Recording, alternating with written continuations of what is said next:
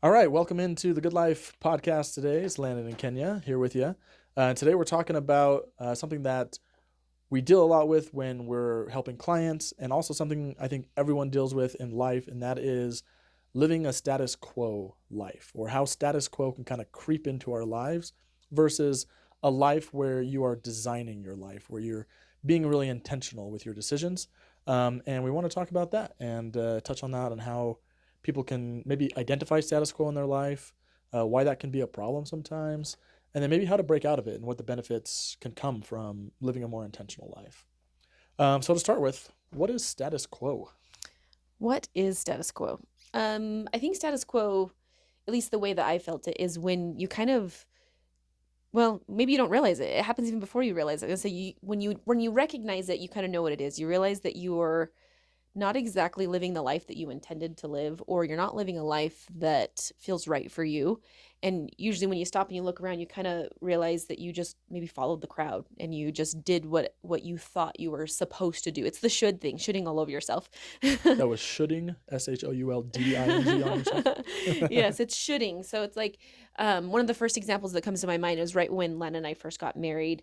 Um, we kind of just fell into playing house, if you will, is what it was like, where it was like, okay, like I quit school and I was like, okay, I'm just going to work and I'm going to have dinner on the table in the evening. When Landon comes home, we're going to put him through school and we're just going to, you know, do what married couples do, which is what we kind of just fell into.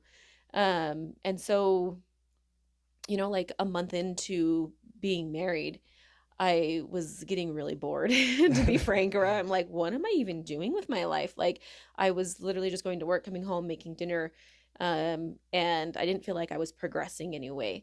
You would also quit school because we thought, well, it kind of makes sense maybe financially for only one of us to go to school at a time. That's We right. just assumed that was the responsible thing to do. So like, okay, I guess I'll go to school and you won't for a while, Yeah, then I you'll don't get feel your like degree later. we didn't really even like entertain the idea of me also going to school. It Not just originally, no. didn't seem, I don't know, we just kind of fell into the status quo of get your husband through school so that he can get a good job and you can stay home and have babies and make dinner and do all those things. Which again, nothing wrong with that. Yeah, absolutely Didn't nothing quite work wrong. for us. It just didn't, yeah, I think it just wasn't really the life that I had ever imagined for myself. And so I just, yeah, found myself being really unhappy. And I was even, I mean, we don't have to get into all the details about it, but I'm like, I was afraid to even have the conversation because maybe I felt ungrateful. I'm not sure what it was, but there was a pain involved. So it was like there was this realization that, like, I'm not really comfortable in this life that we're beginning and it doesn't feel right. And I didn't really know like how to identify it or talk about it, which of course we ultimately did, and really appreciated Landon's answer when I finally got the courage. This new marriage, new relationship. Like I didn't really know how to even handle it, but he said, well, we made this decision together and we can change it together. Yeah. And so we did, and I like immediately enrolled in the next semester of school, and we figured out how to make it work to put us both through school. And we Hmm. ended up graduating together. Yeah, we walked together, which was also a really cool story we should tell sometime. But yeah, status quo kind of creeps in sometimes. Mm-hmm. It's when maybe you're being a little bit more reactive instead of intentional. Mm. And sometimes you don't even realize it, that suddenly you look around like, wait, did I choose this life, or did I just maybe happenstance into what's going Yeah. on right now? And this is something again we deal with clients sometimes. They go, wow, I am now living in this house in this neighborhood, around these people that maybe isn't quite suited for me, and yet it was the house that was available that I liked the most the weekend I went out. And unfortunately, I think for a lot of people a few years back, it was the only house they could get a hold of. It Yeah. was like we went and saw 20 houses and 19 of them already had offers, or we put 19 offers in and only one of them accepted our offer. And so it's just where we ended up. Yep. And so I think lots of different circumstances can put you into the status quo.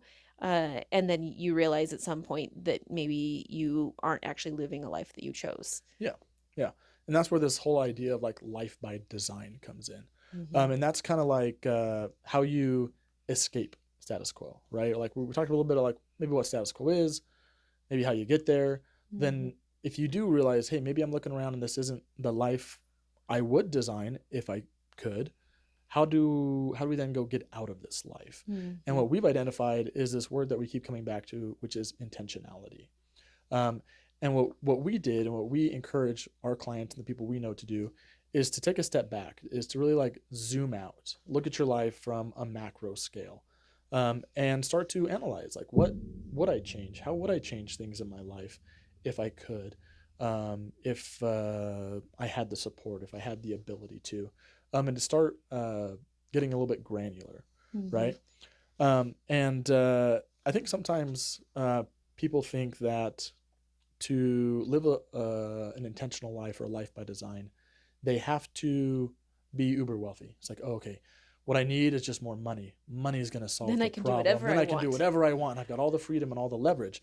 And yet, people who still have a lot of money and are wealthy still feel this itch of like, I, I maybe have what it is like, what looks like a good life on paper. Everything is Mm-hmm. fine. And yet I still feel this itchiness.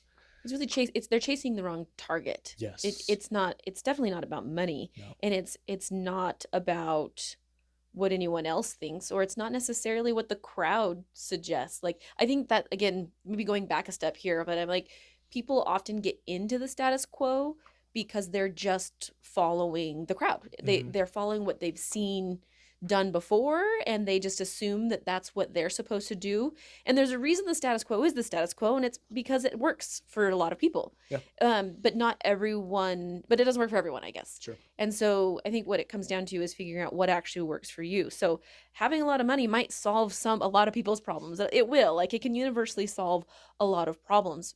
But if what you're actually chasing is meaning in life, money doesn't always solve that. It can solve a lot of problems, but it may not solve what actually resonates with you. So I think the opposite of status quo would, well, intentionality, obviously, but it's like that intentionality is usually going to be tied to your values, what's important to you, and what makes you feel at peace in life. Yeah. Yeah. So the start of this, being able to escape status quo, is maybe one realizing the areas in your life where status quo has crept in, Mm-hmm. and then getting really specific about what you actually do value in life, Mm-hmm. and starting to see where there maybe is some gaps between your values and your day to day life.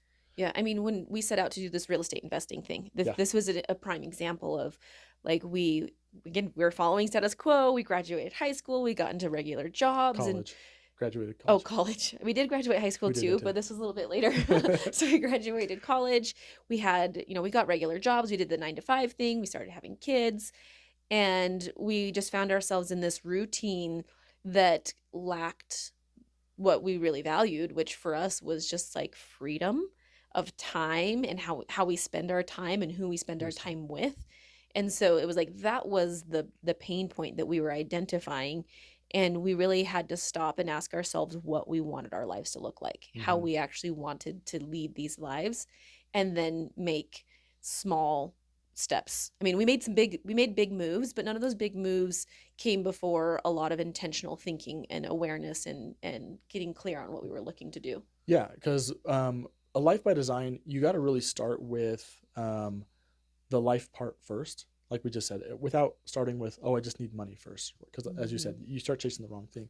And although we did make some big life decisions when we started this journey ourselves, it really started with values, as you just said. What did we value? We valued time with each other, time with our family, connection. We said, okay, well, what kind of life affords that for us? Okay, a life where we work for ourselves, maybe where we work from home, where we have kid care in the home. Okay, what kind of careers, our current careers don't afford us that life? What kind of careers can afford us that life? And we Mm-hmm. started that research. And that's where we came down to the real estate investing. And then it was, okay, how do we become real estate investors? Well, we need a little seed money, a little capital money. And then we Mm-hmm. said, okay, how can we go out and do something small or big now to up our capital a little bit so we can Mm-hmm. start doing this investing thing? And that's where we went. We didn't just go, hey, let's go chase a lot of money and then we'll make this amazing life later. Yeah, and I think, sometimes people, again, they'll, so we came down on real estate investing, right? Sure. So it's like people will jump in and be like, okay, well, I just want to be a real estate investor because I want to make a lot of money. So like they just jump into whatever someone else has done that has been successful. And that's great. Like the R&D, rip off and duplicate, like that's a really great strategy to like see what someone else has done and how they've succeeded, which is also sort of what we did. We were like, well, each of our siblings were doing something that allowed them that autonomy and to work for themselves. So we're like, well, let's go see what they're doing. And We use the so resources around us, we which is a did very do, good thing to yeah, do. we did do a little bit of the R&D route that to copy someone else, but we really also were like, okay, well, how will it work for us? And so we had to design the strategy based on our lives. So for us, it was getting, owner occupying, the serial owner occupy, which is different than when anyone else was, well, not anyone else, but it wasn't just someone else succeeded at it, therefore I'm going to succeed at it. It was, what is a way that we can adapt our lives, our resources, and what we have, like our skills, what's available to us, to the intention. So going back to even just purchasing a home, the intentionality behind it. um Oftentimes, we sit down with a new client and it's like, well, I want this many bedrooms and I want this and I want that, and it's like very, which are all good things, are good directions to go. But the questions that I like to ask, I like to dig a little bit deeper of like, well, how are you going to use your home? Like, what are these rooms for? And like, are you like that? They want a big kitchen. I'm like, well, what do you do in your kitchen? Do you host? Do you like a cozy small space? So it's like getting just a little bit deeper in the intention behind it. And sometimes people don't know what the intention is behind, like, I just want a big house. I want lots of rooms, or I I want a want a big pretty backyard. house. Like, well, what are you going to do with that backyard? Like taking it a step further to understand the way that you operate within your home and how the features of that home are going to contribute to your life. Like, that's intentionality. And I think that when you go a few layers deeper into the line of questioning, you find out what you're actually looking for, and you can, you know behave accordingly Yeah. or choose accordingly. Yeah, and I think that's true with a lot of aspects of life. Like I love what you were just talking about, and a phrase we've said before is, we help people make moves that add meaning and not just square footage, Yes. right? Like Yeah. that's core to what we try to do with anyone that we're working with. Because sometimes you don't need these big moves to align your life to your values. Sometimes I think, outside of real estate, in just any aspect of your life, sometimes it could just be a shift in the way you're interacting with the people already in your life, with the time you're already spending with them. Yes. It doesn't necessitate always this major blow up of one's life to change careers and to Mm-hmm. move and to, do all these things. It's like, um, it could just be small little shifts and tweaks, even just in your mindset or Mm-hmm. your intention with that time. Mm-hmm. Something that comes to my mind is something that we've done lately is we've overhauled our bedtime routines. Mm-hmm. Like most parents, bedtimes can be kind of hectic, in households. And we've got 4 kids, 10 and under, and they're active kids, right?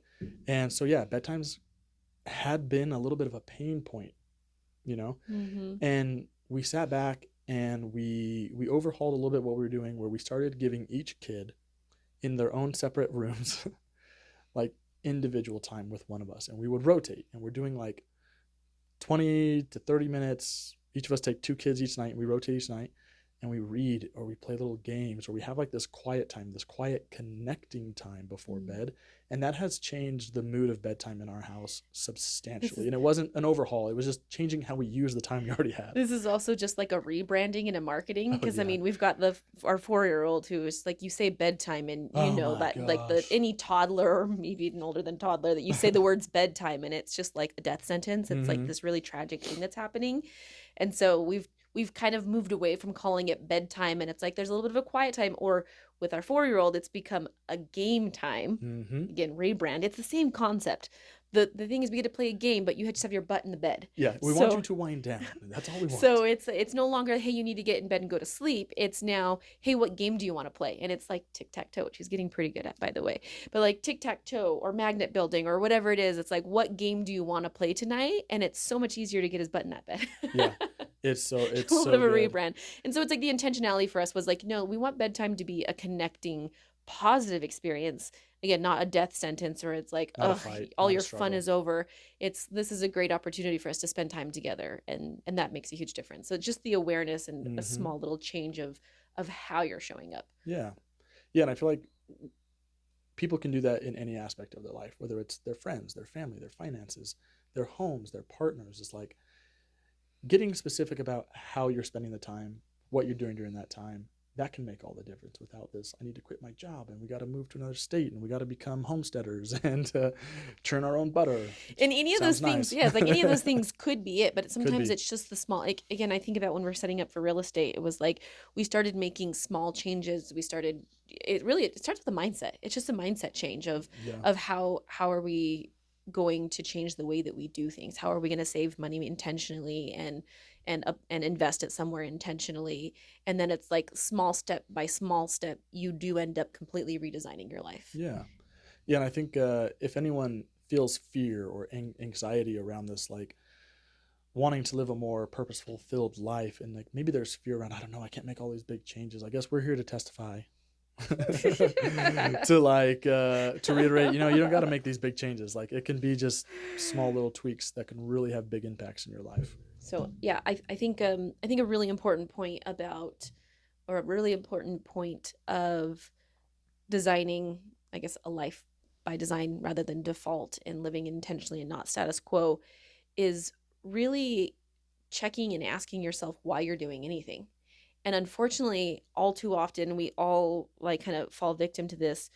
We are living a life that we think others will approve of. So we are, where we're at on Friday night or Saturday morning, or how we're spending our time, what we're using our time on is often dictated by what other people think you should be doing. Mm-hmm. And I think that it's something that we do without realizing. It's like, I think it's in our biology. I forget all the terminology for it, but it's like we mimic what other people do. We see someone do it, we get accustomed to it. Like it builds this like It builds connection and familiarity to belong to a tribe and to a group, which we yes, seek out exactly. as humans. Yes, exactly. So it's like something that we want and we need to feel included.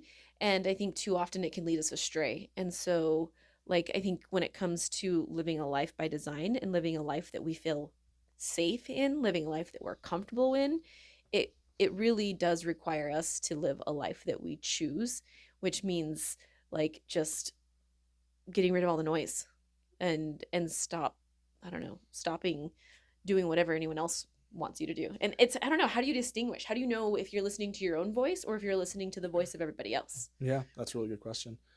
Yeah, life by design is not life by committee, for sure. Yes. And if it is, the committee is a very small group of people that you're actually living life with day to day, right? Mhm. Like how I think maybe some neighbors will view my life as not shouldn't carry as much weight as what I think about the way my spouse or my children are going to think about the life we're living, right? And Yeah. that's what's really important. Mm-hmm. Aligning the values with the people closest to you first. Yes. And again, we as humans, we want group connection. We want to live in societies and communities. But I think sometimes we start to prioritize communal approval over and maybe ways of life before we prioritize our core family unit. And I think that also leads to a really important point that we need to be really intentional about the people that we put into our lives. 100%. Like, are we following a crowd that values something that we don't value? And are we, we're being influenced, like whether we like it or not, we are influenced by the people that we put around ourselves. So are we putting ourselves around people who see possibility, who strive for meaning, rather than just like diversion, just fun, or whatever. So I'm like, I think that would actually be a really great way to get yourself out of status quo, would be designing the people who you choose to spend your life with ultimately. Mm-hmm. Yeah. Yeah, because like your good life doesn't need approval; it needs ownership, Yes, exactly. You and got to that's what's gonna propel it to be take where it needs to ownership get. of your life. Where do you really want your life to be? Take ownership of all the decisions that you make in your life. Mm-hmm. Like how do you want to spend your time on a daily basis? What work do you want to apply yourselves to? What kind of home do you actually want to live in? Yeah. Is it just the home that you see on Instagram, or is it the home that actually speaks to your values and to your lifestyle? I Yeah. think, and in any area of your life, what are the friends? What are the people? What are the clothes that you want to wear? What is the food that you want to eat? Like, what actually produces the type of life that you want to live? It may or may not be what everyone else is doing. it may or may not be the life you're already in. Maybe you just don't even realize it yet until you take a step back and look at it. Yeah, which can be scary. Yeah. So hopefully we don't create any life crises, or hopefully we do. In a Like good way. when you stop and look at your life and how you're living right now, ask yourself pretty honestly, is this the life that I want to be living? Is this the life that I choose to live? And look at every area of your life. Look at the people around you, the work that you do, the hobbies that you have, the home that you're living in, the cars that you drive. I'm like, does this reflect who you are? Is this what matters to you? Mm-hmm. And I think that that's the first step to getting on the right path for you and living a life by design is finding the areas of your life that maybe aren't what you would want. Yeah, I think if you asked yourself, where are areas in my life where maybe I've stopped choosing, Mm-hmm. and what would it look like if I could choose Yeah. If I could differently for those restart areas? now and make a different choice, what would I choose? Yeah. And again, that can sound like something that suggests blowing up your life, but what is the small way that you could show up differently? Mm-hmm. How Yep. could you be? How could you present just a little bit differently? And most of this starts really just in our own minds. Yep. Of how we're going to approach whatever it is that we're doing in our Yeah, lives. and this is a continual cycle. Like this is something that you and I Mm-hmm. went through in the first couple of months of marriage. Mm-hmm. It's what we went through as soon as we started having kids. It's a question we're still asking ourselves today. Mm-hmm. Like where we start to feel itchy in some parts of our life of like what needs to change. Where can Yep. we apply this intentionality cycle and analysis all the time to our lives? Yeah, I think usually when we wake up and we feel a little itchy, and that doesn't just mean waking up in the morning, but just waking up anywhere in our lives and becoming a little bit more aware and itchy, it's a sign that we're out of alignment with Yep. ourselves. Yep. And so, what is one thing that I can do to get more in alignment with myself? And I think as we ask those questions to ourselves, it usually puts us right back on the right path. Yeah, and again, bringing it a little bit back to real estate, which is what we work in and what our profession is. Again, this is something we try to encourage our clients to do. To take a look at this lens specifically for where you live and how you live your life. Mm-hmm. And we feel like that produces more advantageous results for clients in the way they actually feel and live in their home, which is what brings us a lot of joy in this work that we do, is actually seeing the clients in the homes and how that benefits and adds to their good life. Mm-hmm. Yep. Yeah, I think when it comes down to it, just being intentional is how we live a good life. Yep. Yeah, so if this type of message resonates with you and you happen to be looking for a change in your real estate, or you want to follow along on our adventure as we talk more about the good life and everything we do, follow along our YouTube, our social medias, and give us a call if you want to go house shopping or get real specific on the way you want to design your life through your real estate investments.